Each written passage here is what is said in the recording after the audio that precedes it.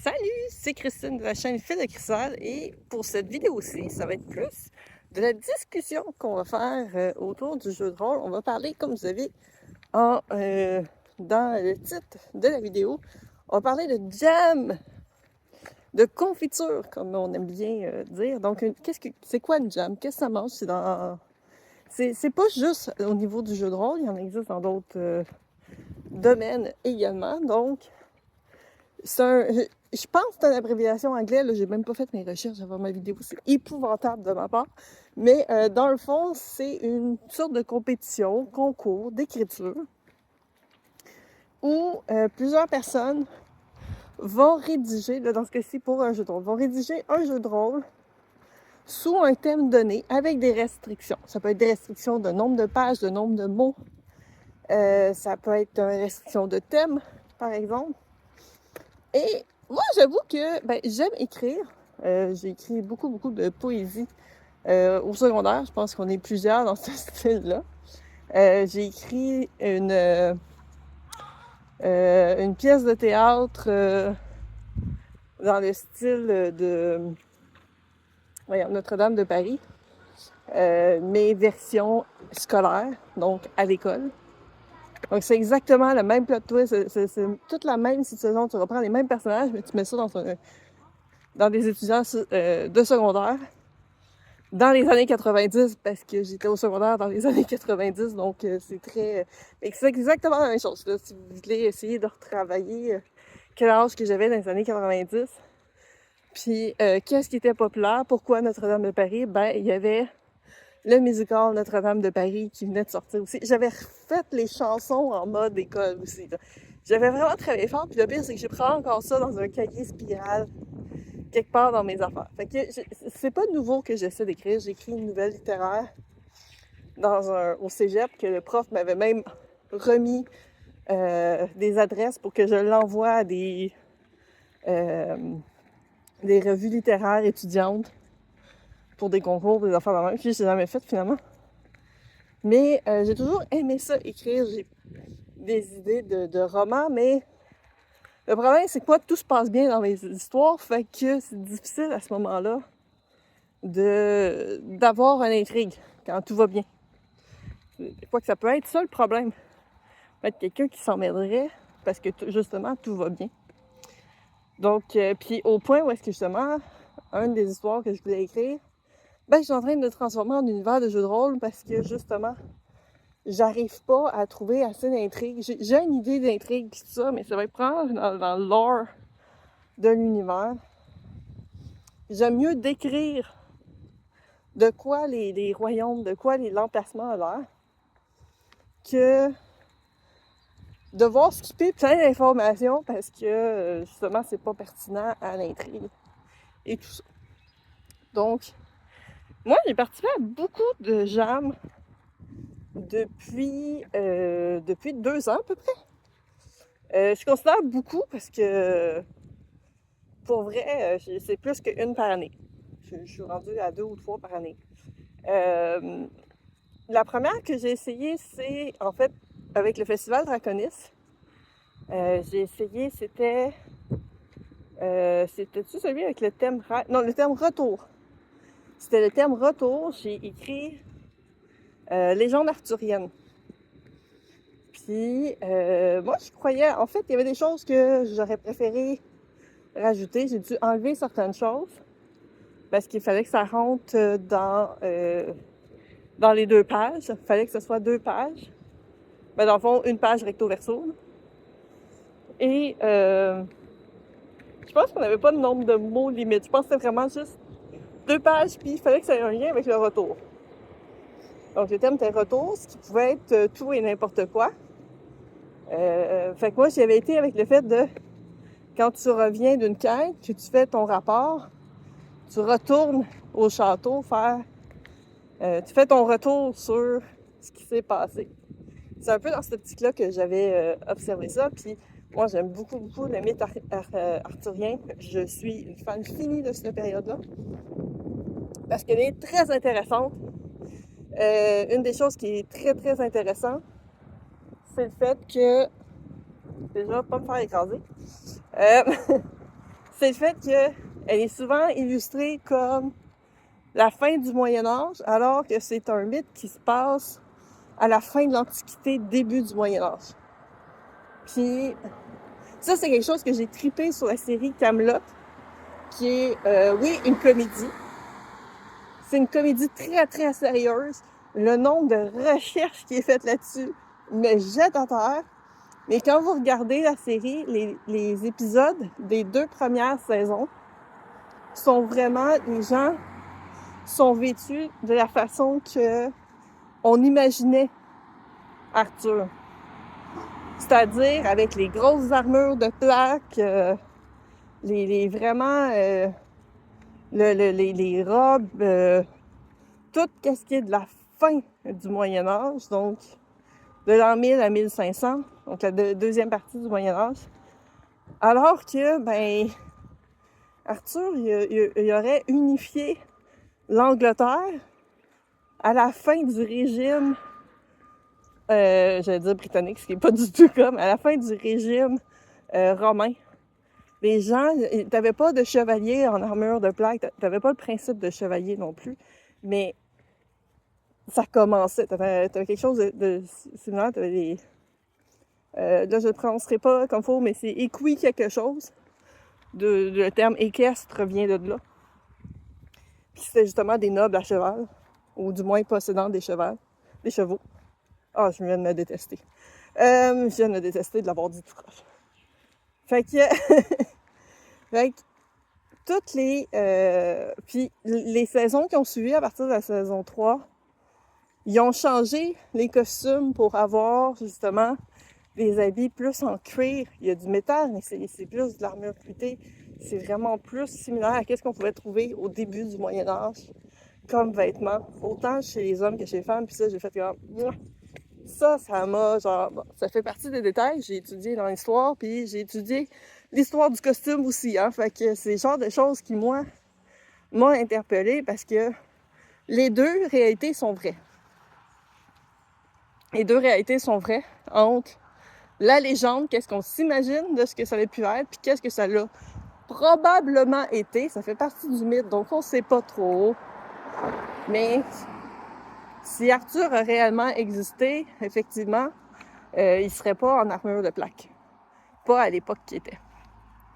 Donc, c'est vraiment une période qui m'a fascinée, puis c'est pour ça que j'ai repris ce principe-là. Et je me suis inspirée beaucoup de la série Kaamelott, mais aussi je me suis inspirée de qu'est-ce que je connais de la légende arthurienne en dehors de Kaamelott. J'ai pas connu...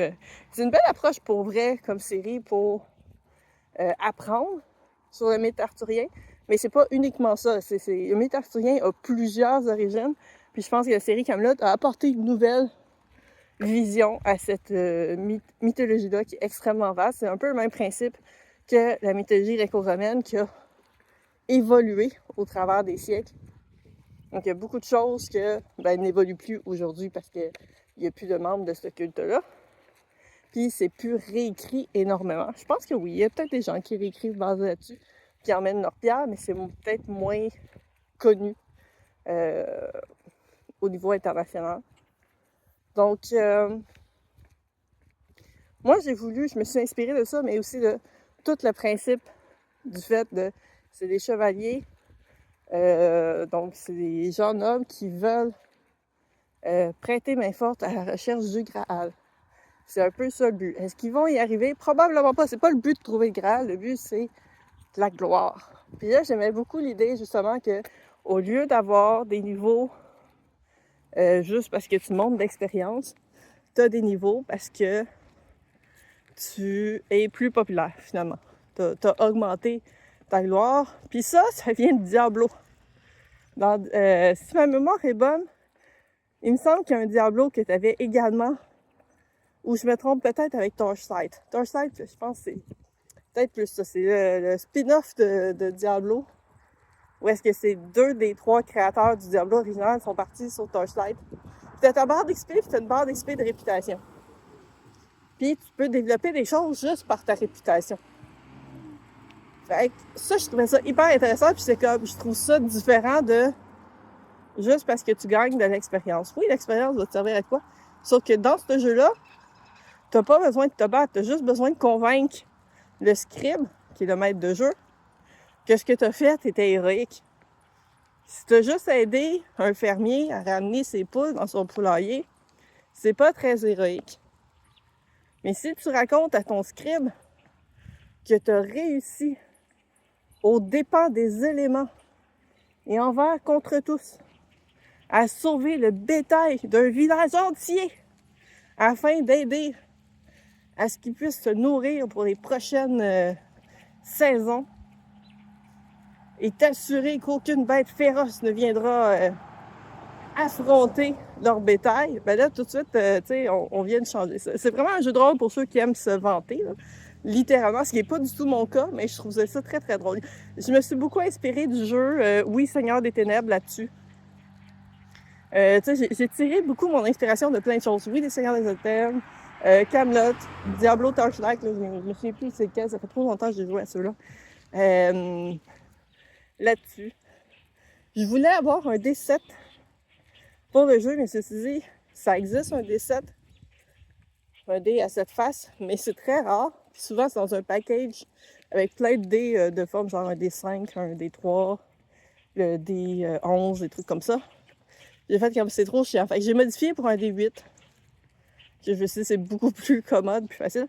La raison était très simple pourquoi je voulais un D7. Le mythe arthurien est très, très, très lié à la légende chrétienne, judéo-chrétienne. Et s'il y a un chiffre très important dans la religion chrétienne, c'est le 7. Dieu a créé le monde en 7 jours, puis il y a plein de 7 partout, là, je pourrais pas vous toutes les nommer, mais le 7 est un chiffre extrêmement important dans la religion judéo-chrétienne. Fait que je m'étais dit, ça serait parfait que, justement, on utilise un des 7, puis il y ait 7 niveaux de difficulté. Fait que c'est vraiment ton dé qui va faire en sorte de, oui, si ça marche ou non, ça marche pas, puis pourquoi. T'sais. Fait que si tu as réussi à convaincre ou pas, ça dépend de qu'est-ce qui se passe. Mais toujours moyen de rattraper, mais des fois, ça peut être difficile comment se rattraper. Donc, puis, pour vrai, j'ai été surprise parce qu'il a été extrêmement apprécié le jeu. J'ai pas remporté de position. Je pense que c'est arrivé 4e ou 5e, je me souviens plus, dans le lot. Puis je pense qu'il y en avait une dizaine de jeux. Mais j'ai eu des très bons retours parce qu'il y en a qui m'ont dit, genre, ben, ça n'a pas été mon coup de cœur, mais je l'ai trouvé très intéressant de la façon qu'il était emmené. Je pense que j'ai eu 2 coups de cœur en plus. J'ai eu 2 coups de cœur. J'ai mon ami Laurent, qui était un des juges. Puis il y a une autre personne qui l'a mis en coup de cœur. Puis il y a d'autres personnes que ben, j'ai été demander des retours, des choses comme ça. Puis ils ont trouvé ça super intéressant. C'est juste qu'il y avait d'autres thèmes. Puis ça, c'est quelque chose que tu peux pas prévoir d'avance. Tu sais, des fois, il y a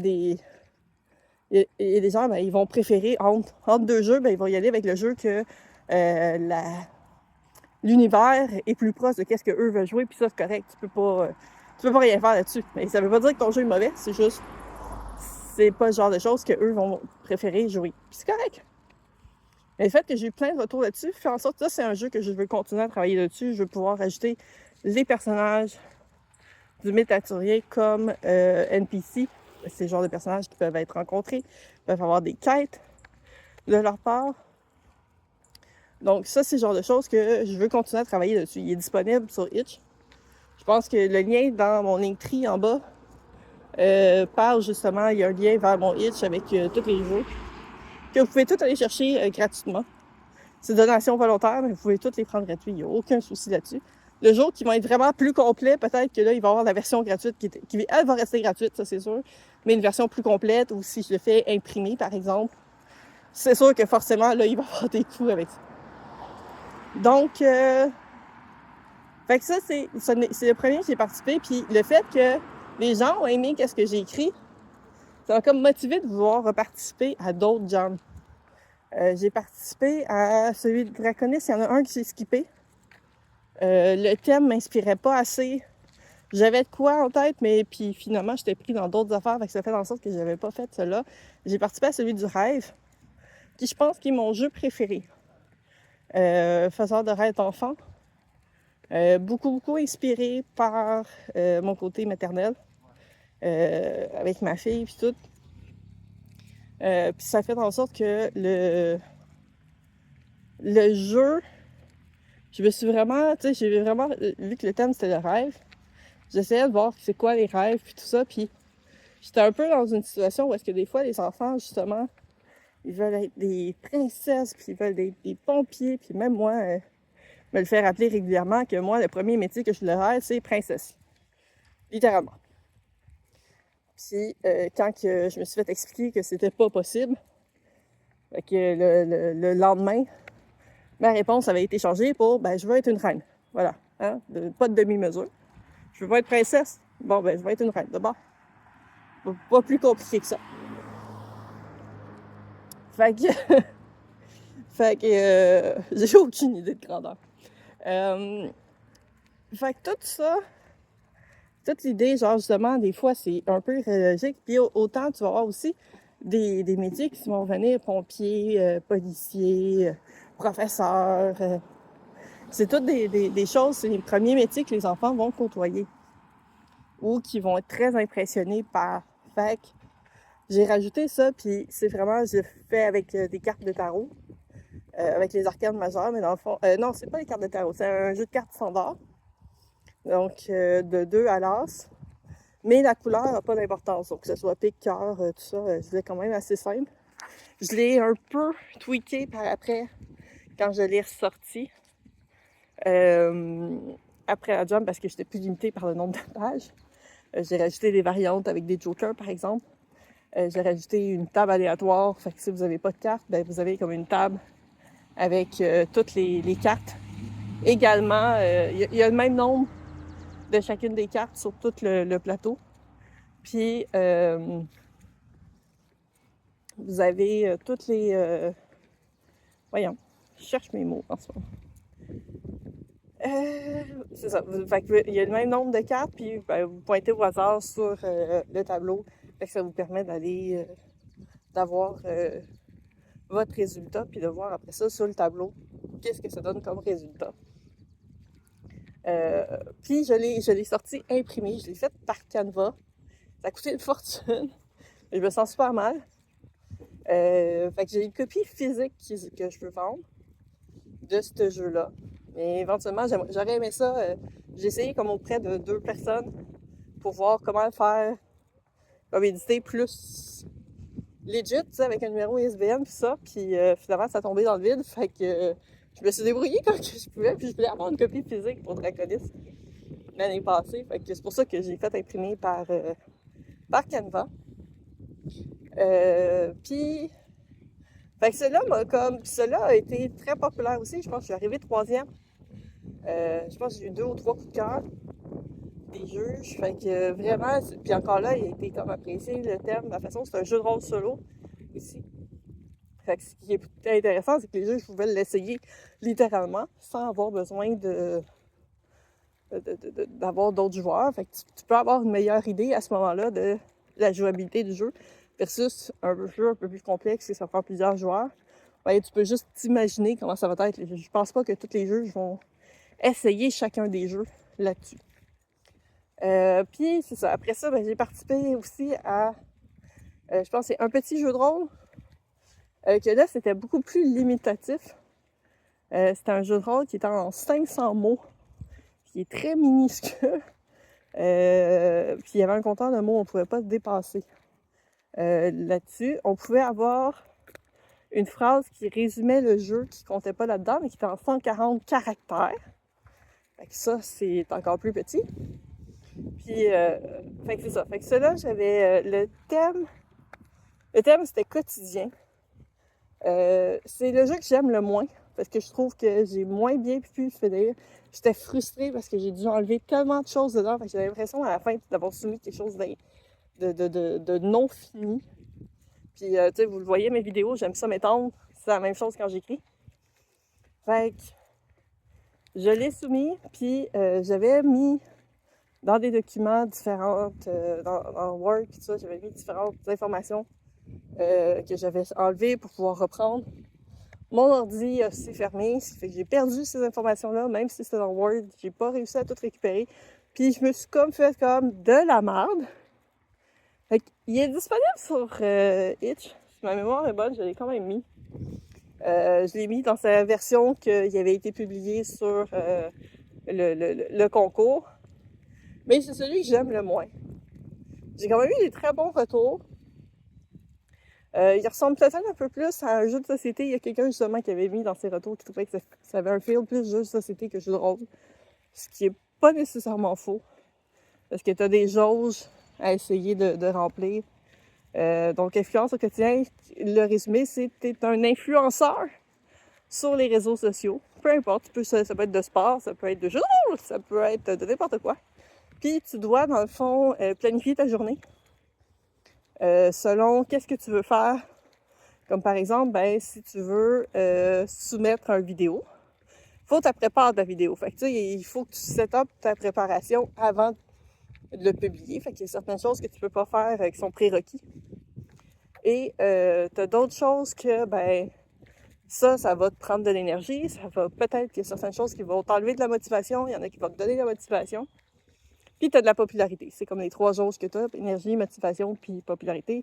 Faut que tu prennes des repas. Tu peux décider d'aller faire du sport pour te redonner de l'énergie puis de la motivation. Manger, ça va te donner de l'énergie. Fait que, il y a plein de choses. Tu as lire les courriels, puis là, tu as des tables aléatoires selon, là, ça se peut que tu aies des messages d'insultes, comme ça se peut que tu aies des nouveaux fans. Fait que tout ça va rentrer en ligne de compte.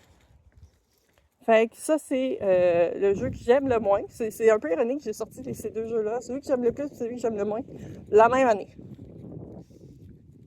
Et là, j'ai un autre... C'est pas un jeu complet. C'est un mode, finalement, qui peut se mettre sur n'importe quel type de jeu.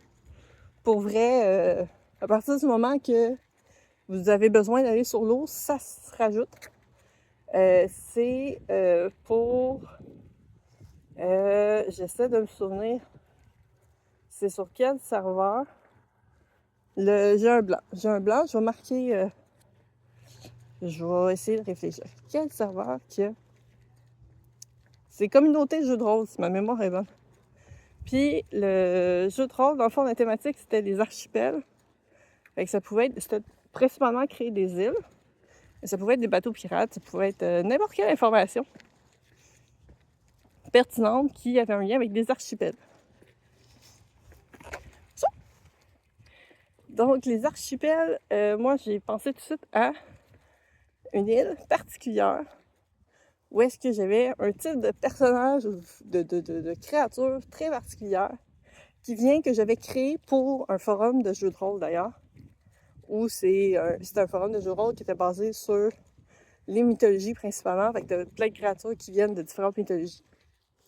Et celui que j'ai créé, que j'aimais beaucoup, c'était ce que j'appelais les frogs, inspiré de La princesse et la grenouille, qui est un conte qui existait avant que Disney fasse un film. Donc, c'est des créatures qui, de base, sont des grenouilles, mais peuvent prendre une forme humaine. Et ces formes humaines sont extrêmement gracieux, sont beaux. Ils peuvent peut-être croasser un petit peu quand ils parlent, ce qui va trahir leur côté grenouille. Ils aiment la musique, ils aiment les arts, tu sais, c'est vraiment le côté un peu dandy, finalement. Mais que moindrement qu'il y a trop d'eau, ils vont devenir sous forme de grenouille. Ça, c'est très largement inspiré du film Splash. Très vieux film des années 80 que j'adore. J'ai adoré ce film. Magnifique film. Avec un très jeune Tom Hanks et John Candy. Excellent film. J'adore. Là, j'ai envie de réécouter le film. Donc, voilà. Fait que moindrement qu'il y a trop d'eau, ils doivent de toute façon se baigner régulièrement aussi, reprendre leur forme 1 fois par jour, mais ils aiment moins ça. Et fait que j'ai pensé à un trio d'îles. Fait que t'as comme l'île du Bois-Marron, l'île du Tétard, celle-là est plus petite. Puis l'autre, comment qu'elle s'appelle? L'île du Crapaud, je pense. C'est le trio des îles de la Grenouille. Et c'est ça, en fait, c'est qu'il y a comme des ruines abandonnées, on dirait, dessus, pour se rendre compte que autrefois, ils faisaient un commerce avec des marchands. Puis il s'est passé quoi? Puis les marchands, ils ont arrêté de venir, puis ils se sont fait ravager par des pirates. Fait que là, c'est ce trio d'îles-là, avec un peuple qui va être méfiant s'il y a des aventuriers qui arrêtent dessus.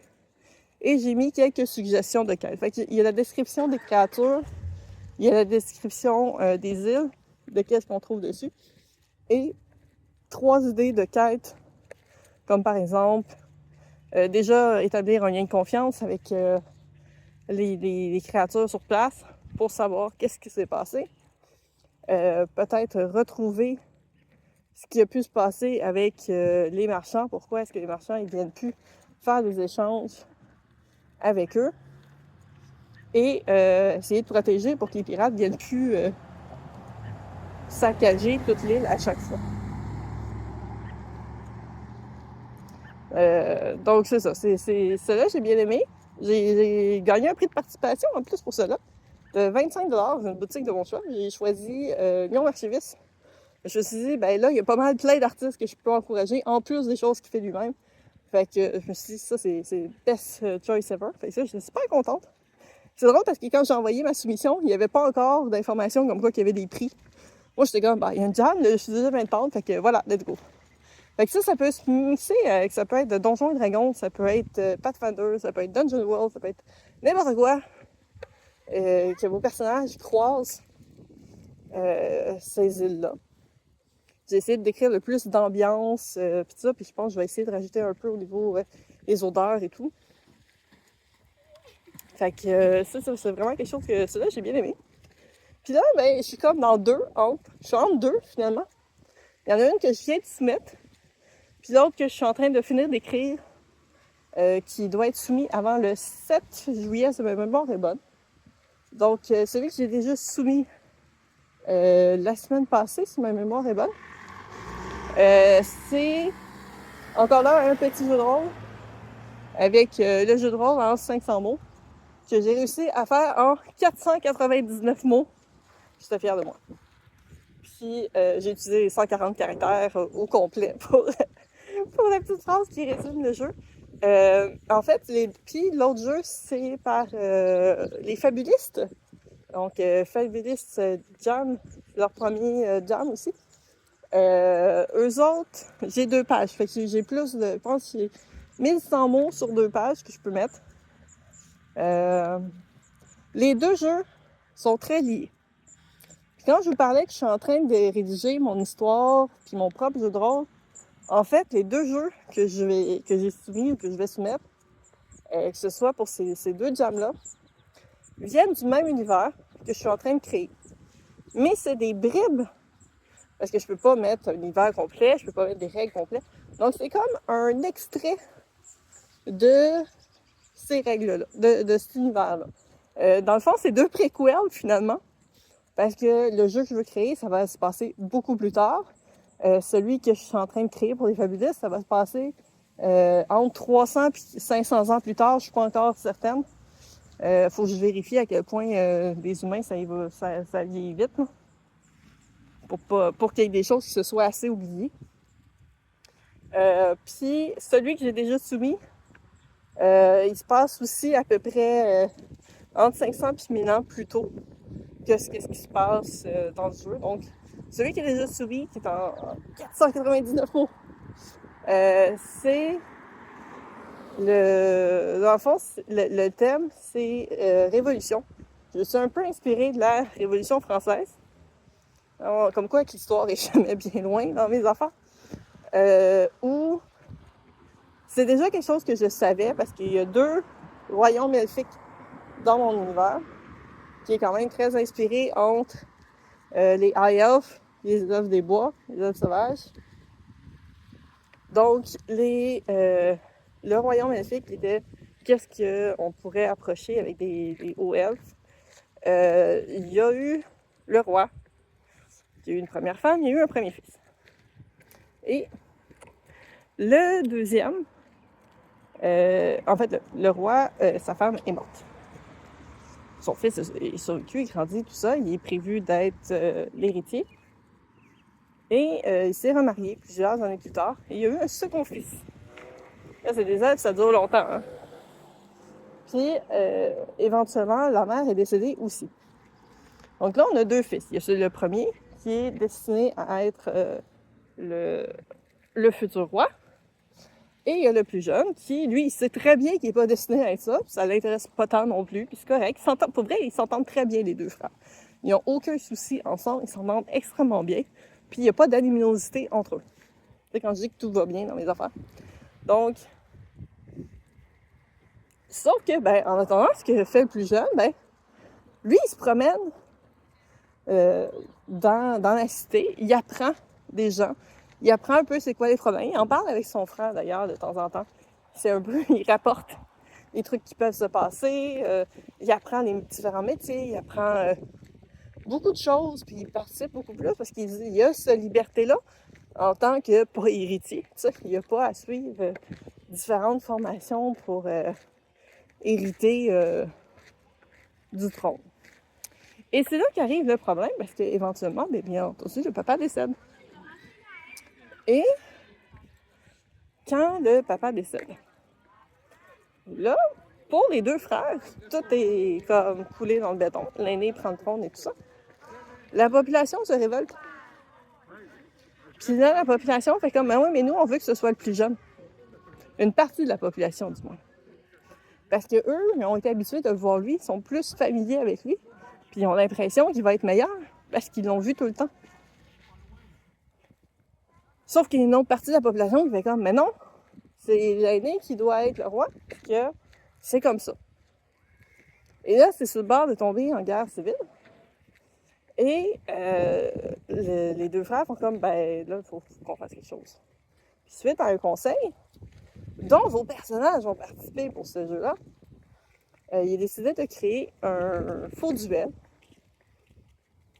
Puis la seule solution, c'est d'exiler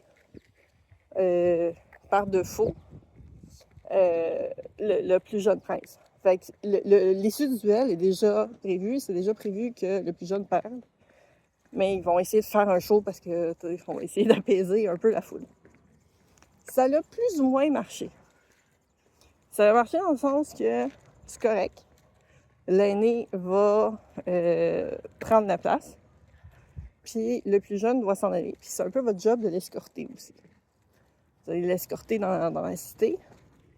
Au début, c'était supposé l'escorter de façon à ce qu'il soit visible, qu'il soit vu, qu'il soit quitté, puis qu'après ça, ben, il va se ramasser dans une petite maison, une petite cabane à proximité, puis jusqu'à temps que la poussière tombe. Sauf que finalement, la poussière ne tombera jamais.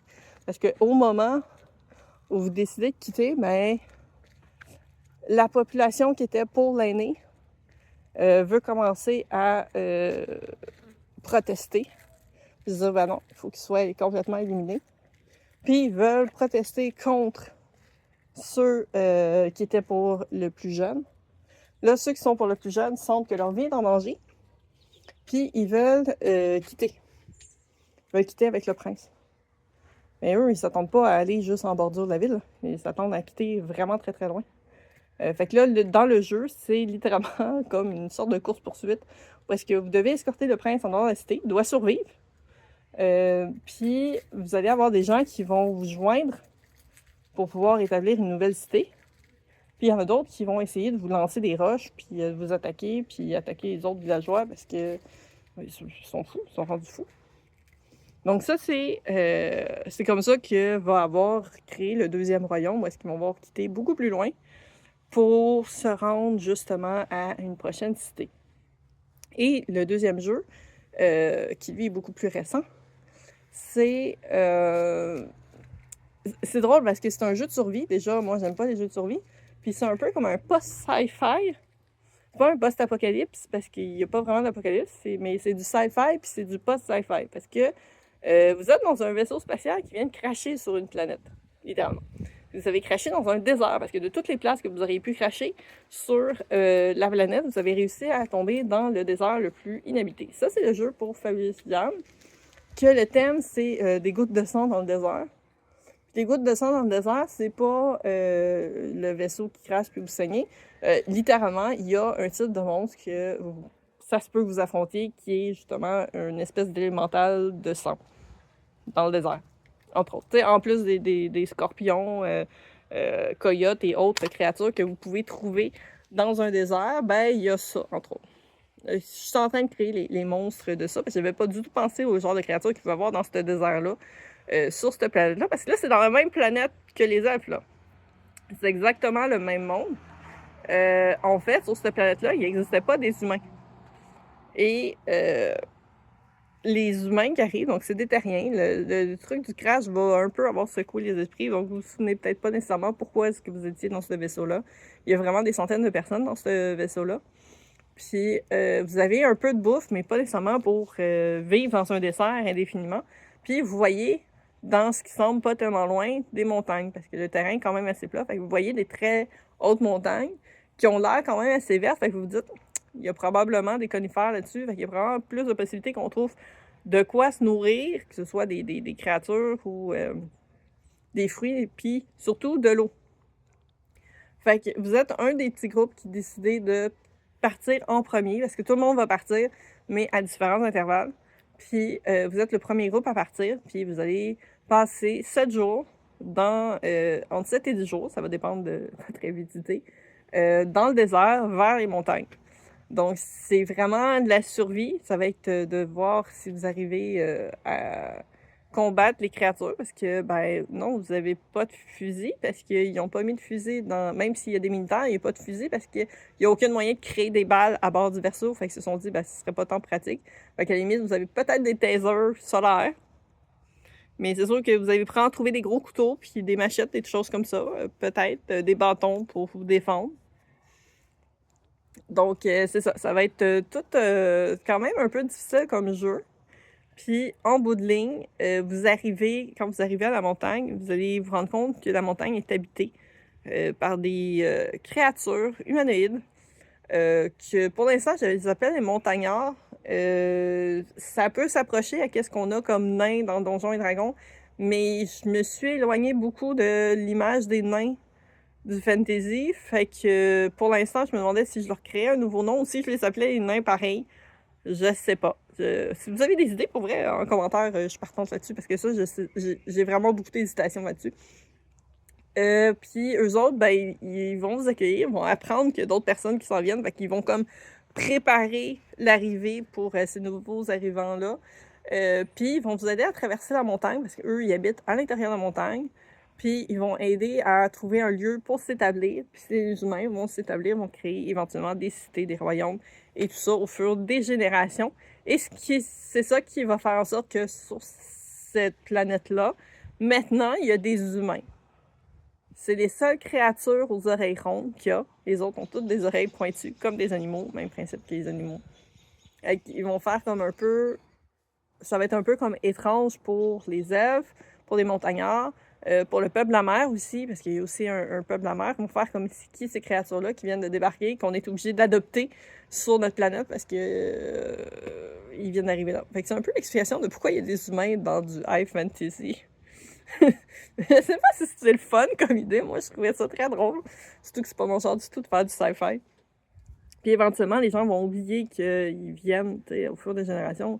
Ça va s'être perdu qu'ils viennent d'une autre planète à la base. Puis avec les mix, ils vont finir par, à force de venir de naître sur cette planète-là, il y en a qui vont développer des habilités magiques aussi. Fait qu'il va tout avoir cette espèce de mix-là. Donc ça, c'est comme les deux jeux que je suis en train de créer qui sont du même univers. Puis ils utilisent le même principe de dés, avec des dés 20, où est-ce que tu as du physique puis du mental. Fait que dépendamment du type d'action que tu veux faire, si c'est quelque chose qui prend, qui fait que c'est ton corps physique principalement qui fait l'action, ben tu vas lancer ton ou tes dés de physique, puis tu vas prendre le meilleur. Puis si c'est une action qui a besoin de tes connaissances, qui a besoin de ta façon de parler, de ta façon d'agir, là, à ce moment-là, c'est plus le mental. Fait que l'exemple que j'ai marqué, que je pense que c'est un bon exemple, c'est du genre, si tu essaies d'ouvrir une porte barrée en donnant des coups de pied et des coups d'épaule, ben c'est physique. Si tu essaies d'ouvrir une porte barrée en utilisant tes connaissances sur de serrurerie, puis que tu as des outils, puis que tu essaies de travailler ça pour d'après qu'est-ce que tu as appris comme connaissance, et non pas juste du zigonnage, mais vraiment parce que tu sais que si tu bouges de cette façon, ça va créer probablement tel truc, puis ça va débarrer. Là, c'est du mental. Ça, c'est ma petite explication. Éventuellement, il va y avoir du magique dans... genre, si tu lances une boule de feu sur ta porte, c'est du magique. Mais, fait qu'éventuellement, il va y avoir magique qui va se rajouter, mais comme c'est des jams, puis je veux pas tout mettre mon système là-dedans. Puis c'est ça. J'espère que c'est quand même un peu clair. J'espère que ça vous a appris à découvrir c'est quoi des jams. J'ai écrit tous mes jeux, pour l'instant, sont vraiment que des jeux qui sortent de jam.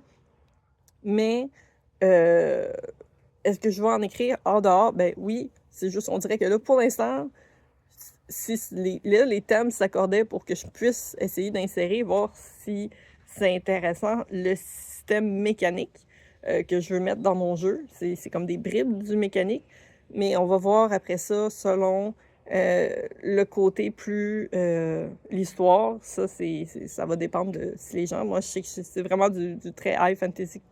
Ben, ça va être du fantasy. Je sais pas si ça va être très high fantasy, probablement, parce que je me connais. Mais, fait que voir si ça intéresse les gens quand même.